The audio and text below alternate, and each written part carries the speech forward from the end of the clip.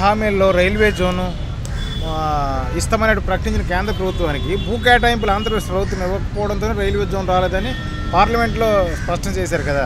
దీని మీద మీరు ఏంటి రాష్ట్ర ప్రభుత్వానికి ఏం డిమాండ్ చేస్తారమ్మా మీరు?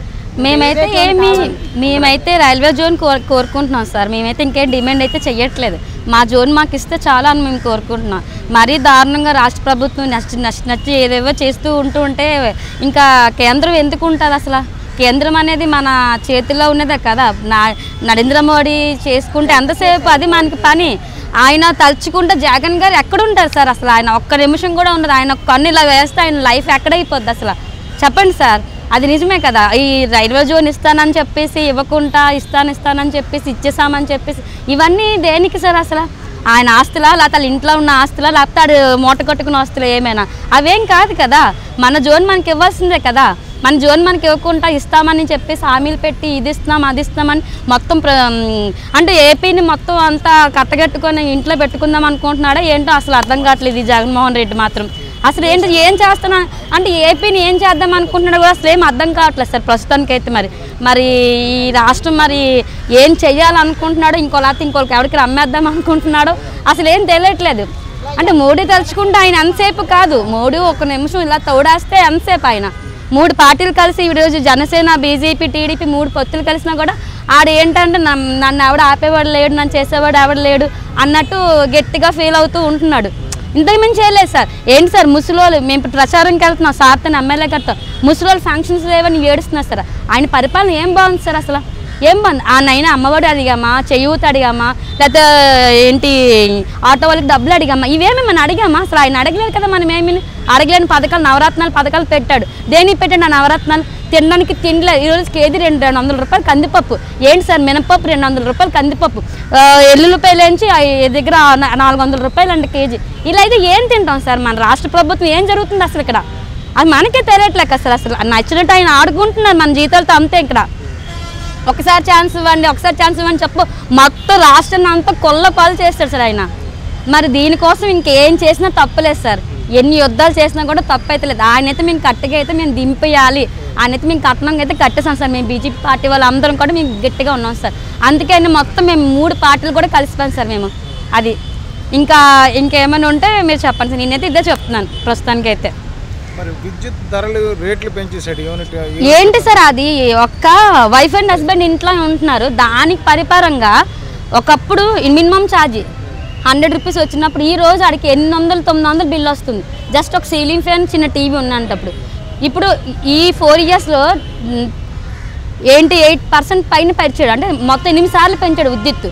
ఏంటి మందు క్యాన్సిల్ చేస్తాను అన్నాడు. మందు ఏమైనా క్యాన్సిల్ చేశాడా? లేదు. మళ్ళీ అతను ఆయన ఓన్ బ్రాండ్ పెట్టి ఈరోజు ప్రజల ప్రాణాలతో ఆడుకుంటున్నాడు. అతను ఎంత దారుణంగా ఆడుకుంటున్నాడు అంటే అంత దారుణంగా ఆడుకుంటున్నాడు. ఒకసారి కేజీహెచ్లోకి వెళ్తే హార్ట్ ప్రాబ్లంతో, స్ట్రోక్ ప్రాబ్లంతో, లివర్ ప్రాబ్లంతో ఎంత దారుణంగా చనిపోతున్నారు సార్.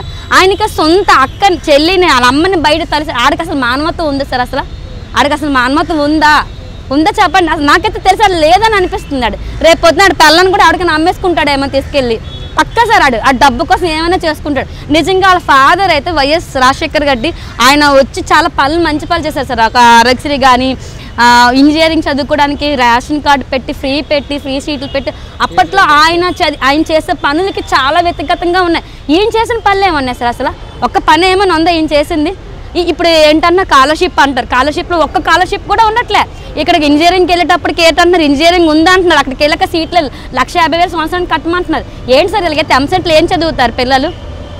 మామూలుగా ఏంటి అమ్మఒడి అన్నాడు. సొంత ఇల్లు ఎవరికి ఉండదు సార్? సొంత ఇల్లు చిన్న కొంప ఉంటే వాళ్ళకి ఇంటి పన్ను ఉంటే క్యాన్సిల్ చేసేస్తాడా అమ్మఒడి? అది అలాంటప్పుడు ఎందుకు ఇచ్చినట్టు అమ్మఒడి? అసలు దేనికి ఇచ్చినట్టు అమ్మఒడి? అసలు ప్రతి ఇంటికి అమ్మఒడి అన్నప్పుడు అమ్మఒడి ఇవ్వాలి ప్రతి ఇంటికి. ఫస్ట్ సంవత్సరం వేసినప్పుడే 14,000 రూపాయలు వేశాడు సార్. సెకండ్ టైం మొత్తం అందరికి కట్ చేసి పడేశాడు సార్ అమ్మఒడి. ఇంకెందుకు సార్ అమ్మఒడి? దేనికి అమ్మఒడి? ఇప్పుడు ఇవన్నీ పక్కన పెడితే ఒక అమ్మఒడి ఇచ్చినా బెటర్గా ఉంటుంది, పిల్లల భవిష్యత్తు బాగుంటుంది సార్. అమ్మఒడి అని ఇదేంటి ఆటోకాలని చెయ్యూత దేనికి సార్? ఇంట్లో ఆడవాళ్ళు 18,000 రూపాయలు ఎవరైనా అడిగారా అండి? ఏమన్నా కడుపు నిండి తిండి పెడితే చాలు కదా సార్ ఒక పూటగా కూలి చేసుకున్న వాళ్ళకి. ఈ రోజులో కరెంట్ బిల్లు, పెట్రోలు, డీజిల్ ఇవన్నీ దారుణంగా. గ్యాస్ ఏంటి సార్? గ్యాస్ చెత్తపండి ఏ సీఎం అయినా చెత్తపండి వేసే సీఎం ఉన్నాడా సార్ ఎక్కడైనా? దైద్రగొట్టి సీఎం సార్. నాకు తెలిసి ఆడు దైద్రగొట్టి సీఎం ఆడు స్వాతిమూర్తిని కూడా ఆడు నవ్వు ఆడు ఎర్రిపప్పు యాసలు ఎలా ఉంటాయంటే అంత చెత్త యాసలు ఉంటాయి ఆడు. ఇంకెంతెంత కాదు అంత చండాల యాసలు ఉంటాయి ఆడు మాత్రం. ఇంక ఎక్సలెంట్గా చెప్పాలంటే ఇలా స్మైల్ ఇచ్చుకుంటూ నవ్వడమే ఆడు బతుకు అంతానా. ఇంకా అయిపోయింది సార్ ఆడు సీనత అయిపోయింది సార్. మొత్తం కలిపి ఆడు సీనత మొత్తం అయిపోయింది సార్. ఇలాగెళ్ళకి కాదు ఇంకా దారుణంగా ఉంది. ప్రతి ఇంటింటికి వెళ్తే గడప గడపకి వెళ్తే ఒక్కొక్క ముసలోళ్ళు నిన్న 85 years ముసలాయనకి ఫంక్షన్ లేదంట. ఎందుకంటే రేషన్ కార్డు రద్దు, కరెంట్ బిల్ రేట్లు పెడితే రేషన్ కార్డు రద్దు, రీడింగ్స్ పెడితే రేషన్ కార్డు రద్దు. దేనికి రద్దులు చేస్తున్నాడు? అలాంటి ఫంక్షన్ ఎందుకు ఇవ్వడం?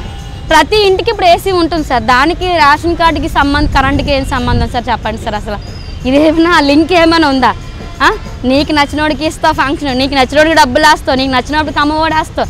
ఇదేంటి అసలు? ఇది ఇక్కడ ఏం జరుగుతుంది, ఏ పరిపాలన జరుగుతుందో కూడా తెలియట్లేదు సార్. నిజంగా ఒకప్పుడు చంద్రబాబు నాయుడు ఉంటే ఈ పార్టీకైనా నిజంగా మనకి డెఫినెట్గా ఇంకెలా ఉంటుందంటే హైదరాబాద్ డెవలప్ చేస్తుంటే ఇప్పుడు అలా చేస్తున్నాం సార్ ఈ 4 years. నిజంగా ఆయన ఉంటే డెఫినెట్గా అలా చేస్తున్నాను సార్. మొత్తం కంపెనీలు ఐటీ కంపెనీలు వస్తాయి అన్న టైంకి మొత్తం చెత్త చేస్తాడు సార్. అండ్ మనకి రైల్ క్యాక్ మొత్తం సిటీ మ్యాప్ ఇస్తాడు లోకల్ ట్రైన్స్కి మెట్రోకి, దాన్ని చెత్త చేస్తాడు. మా తాచెట్టుబల్ జంక్షన్ మ్యాప్ పెట్టాడు సార్ అప్పుడు ఆయన చంద్రబాబు నాయుడు గారు. ఆ మ్యాపు లేదా తొక్క లేదా తోట కూడా లేదు. ఏంది సార్ ఇక్కడ జరుగుతుంది? ఇక్కడ ఆడ వచ్చి ఏం చేశాడు సార్ ఇంతకాలం ప్రజలకు? అసలు ఆడ వల్ల ఉపయోగం ఏముంది? అసలు ఏమని ఇంత కొద్ది ఉపయోగం ఉందా వాడి వల్ల? ప్రజలకు ఏమైనా ఉపయోగం ఉందా? చదువుకున్న విద్యార్థులకు ఏమైనా ఉపయోగం? వాలంటీర్లు దేని సార్ 5,000 రూపాయల జీతం వాళ్ళకి? దేనికి 5,000 రూపాయల జీతం? అది ఎందుకు పనికి వస్తుంది 5,000 రూపాయల జీతం? ఇంట్లో అంట్లతో ఉన్న ఆడదానికి మొగుడు సంపాదిస్తే 5,000 రూపాయలు గడిచిపోదా? అవి ఉద్యోగాలు అవేమైనా? ఇప్పుడు నెక్స్ట్ ప్రభుత్వం వస్తుంది, ఆ లైఫ్లో ఏంటవుతాయి? ఆ సచివాలయం ఆ లైఫ్లో ఏమవుతాయి సార్? ఏంటి అసలు ఏం జరుగుతుందో కూడా తెలియట్లేదు. నచ్చినట్టు ఆడుకుంటున్నాడు సార్ ప్రభుత్వాన్ని.